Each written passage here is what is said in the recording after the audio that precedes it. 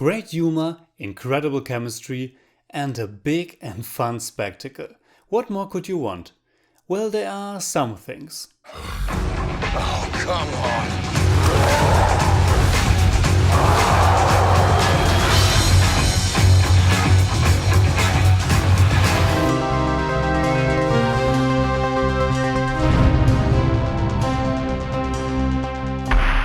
Thor Ragnarok is movie number 17 in the Marvel Cinematic Universe, and once again Marvel has followed their proven formula while doing something new at the same time. After Kenneth Branagh directed the first Thor and Alan Taylor the very disappointing Thor The Dark World, it's New Zealand director Taika Waititi's time to bring his unique kind of humor to the table. Waititi, best known for his comedies What We Do in the Shadows and Hunt for the Wilder People, delivers the third Marvel movie this year, and with Guardians of the Galaxy Volume 2, Spider-Man Homecoming and now Thor Ragnarok, there was never a year before and there might never come another one where Marvel focused that strongly on humor. It almost feels like they want to go as far as they can before Infinity War will hopefully tread some darker path. I know that Black Panther comes before, but we're almost there. Fortunately, Thor Ragnarok stands on his own, and apart from a brief and extremely little intermezzo with Doctor Strange, in which we see one of the coolest edited time and space shifting little sequences, there aren't really any other characters outside of Thor's realm involved. With the big exception of Hulk, of course. It was rumored before that Thor Ragnarok would play out almost as a buddy comedy road trip style of film. And while it has strong buddy comedy elements in it, it's not a true buddy comedy. To a simple reason, as many interactions as there are between those two heroes, Thor shares almost equally time with his beloved brother Loki, and there's the new character of Valkyrie as well. And it's also not really a road movie at all, even though some traveling is involved. But let's get straight to it. This was one of my most anticipated movies of the year, and the main reason was that amazing, kick-ass 80s style hell of a trailer and the fact that it shares many visual and tonal similarities with the Guardians of the Galaxy movies, which are my favorite ones in the MCU. It's always simple to say that one's expectations were simply too high, so I won't do that. But in the end, Thor Ragnarok was an extremely mixed bag for me. For almost every aspect that I liked or even loved, there was something that bothered me. But with that said, the best way to delve into it is quite obvious for me. I will give you my thoughts on everything awesome and then what might be wrong with it on the other side. Like always, I won't give any major plot points away, but there might be some minor spoilers for people who don't want to hear anything about it before seeing it. For those of you, I just say this. Thor Ragnarok is an entertaining, fast-moving, funny film with extremely charismatic characters and great chemistry. But it's also very thinly written, the stakes feel low and the visuals range from pleasing to TV-like. It's definitely worth checking out, but I would put it in the lower half of all the MCU movies. With that being said, let's address the highlights first. Thor Ragnarok is a very funny film with a ton of jokes. There are many quips, a little bit of fourth wall breaking and some laugh-out-loud absurd moments as well. This is where director Taika Waititi's talent lies, and from what I heard, much of the dialogue was even improvised, which is something extremely unusual for a movie this big. And apart from some minor instances, it works great, and Chris Hemsworth was never better as Thor. Waititi has cited Big Trouble in Little China as a major influence, and like the Kurt Russell character Jack Burton, Thor 2 thinks he's the biggest, brightest, most awesome person around, when he's actually getting his ass kicked quite often. But everyone needs someone to play off of, and it's alternately Tom Hiddleston as Loki and of course the big green guy. Thor and Hulk have a very passionate relationship ever since their first big fight in the helicarrier in the first Avengers. The Incredible Hulk is great in the movie and we hear him talk more than ever before, but Bruce Banner is even better and Mark Ruffalo, all dressed up in Tony Stark's wardrobe, is just hilarious. He has some of the best lines in the film and his delivery is on point. The new character of Valkyrie, played by Tessa Thompson, is portrayed as a hard-drinking, hard-boiled warrior woman, but I didn't find her all that interesting. Not that Hemsworth and Natalie Portman had that much chemistry, but Valkyrie isn't adding much either. The opposite is true for Jeff Goldblum as the Grandmaster. He shines in every second of screen time that he has. But as much as I love the humor and charismatic performances, unfortunately Thor Ragnarok stumbles in almost every other department. I know that there are many people out there who didn't like Guardians of the Galaxy Volume 2 all that much, and many thought it tried too hard to tell jokes while not giving enough story and emotion. For me that wasn't the case, and while I laughed my ass off, I was deeply touched and engaged by the movie's story and emotional core as well. I wasn't with this one. Thor Ragnarok hasn't the most original story to begin with, and it's not told very cleverly either. The script was written by first-time writer Eric Persson, and it features a lot of exposition and clunky execution.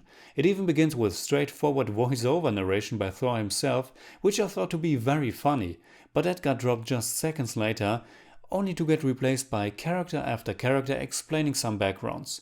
We get an update on Odin, Cate Blanchett's villain character Hela is introduced, the new planet of Sakaar is presented, the gladiator system is explained, later Hela tells us about the true history of Asgard, and so on. The movie is still able to maintain some momentum, but the exposition elements felt a little bit clunky nevertheless.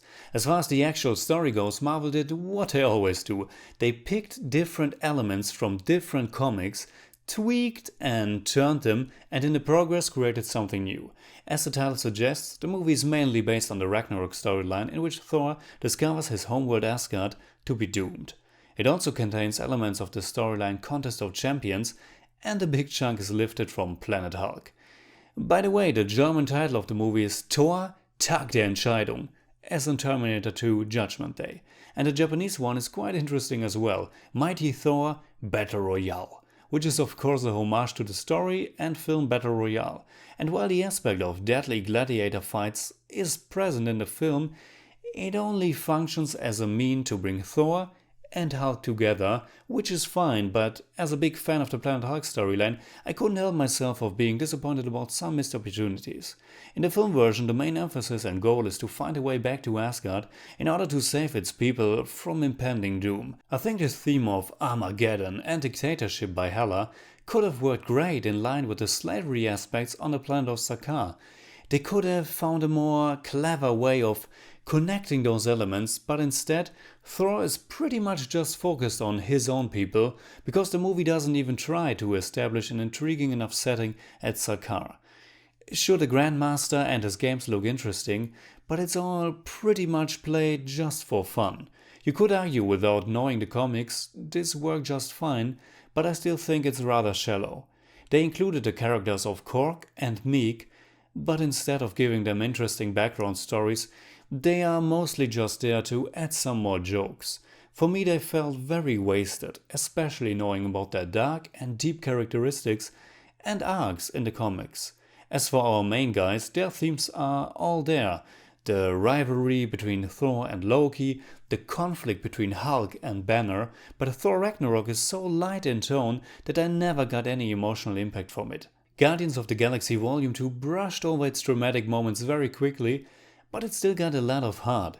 Here, almost nothing has any weight to it.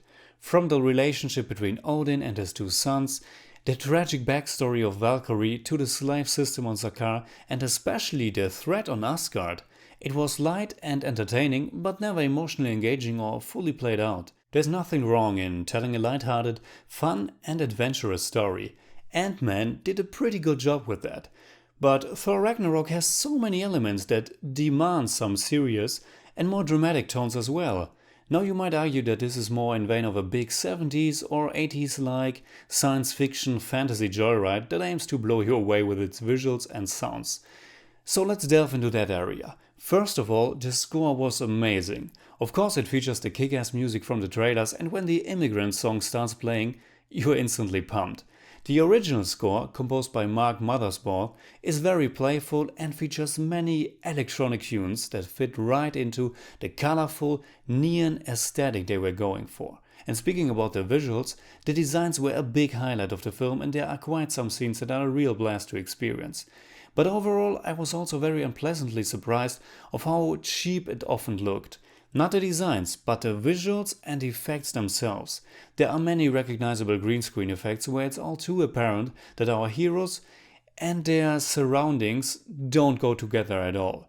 It gets even more blatant in contrast because there's an early scene that puts Thor in New York, which looks fantastic. Combined with the weak emotional component of the film, the many effects only heightened the feeling that there's no real weight to the things happening on screen. Another element that has been criticized a lot in the past is the lack of a true cinematic feeling. Marvel movies often feel more like stuff that was shot for TV. As spectacular as the action is on screen, it's missing that grandeur that you want from a film. There are many reasons for that. From the way it's shot, the framing, movements, to the color grading. With a film that's apparently heavy on improvising, the more mundane way of filming is understandable, but it does take away from the cinematic experience. And the colors are something that bothered me a lot. There's already a fascinating video on the topic that you might want to check out, but basically Marvel almost always choose a very flat color grading. There are no deep blacks, and the contrast and saturation are very low as well. The result is an image that tends to be a little bit ugly, and most of all it just doesn't pop. It has a flat feeling to it, and 3D isn't the answer for that. With a movie that's so colorful when it comes to its sets, costumes and overall production design, it's a shame that it gets a rather boring post-production treatment. And I didn't mean that every movie should look like Speed Racer, but a deeper, richer and simply more popping image might enhance the experience of a fun superhero movie like Thor Ragnarok a lot. I know I have been quite harsh on the film, but I still enjoyed it. There's simply no denying just how awesome Hemsworth, Hiddleston and Ruffalo are in their roles, and Cate Blanchett makes for a fun villain as well. Once again, like in many other Marvel movies, her motivation and place in the story aren't all that special, but her sheer joy in what she's doing makes up for it. It was also about time that we got our first main villain in the MCU that isn't a man. Before I end this review, just some more minor aspects. Karl Urban, who I always like, plays Scourge, but his character arc is barely worth mentioning because it's not really earned, and again with no real emotional impact to it.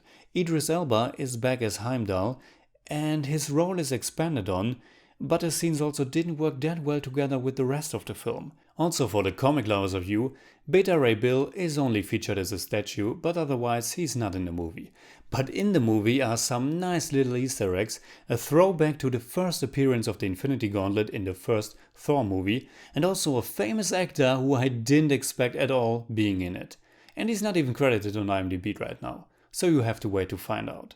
Last but not least, the Stan Lee cameo is a lot of fun, and there's one mid-credit scene and of course one at the very end. That's it for Thor Ragnarok. I really wanted to love this all the way, and while it was an entertaining and very fun little Marvel film, for me it was also a letdown and one of the weaker ones in a long time. On my channel I reviewed Civil War, Doctor Strange, Guardians of the Galaxy Volume 2, Spider-Man Homecoming, which I all liked a lot, but despite the great chemistry and fun nature, I couldn't see past all the flaws of Thor Ragnarok. In German I'd say, witzig, schrill und wie immer toll gespielt, aber auch sehr flach und undramatisch. I give Thor Ragnarok 6 out of 10. It's more like 6.4, but I don't do that.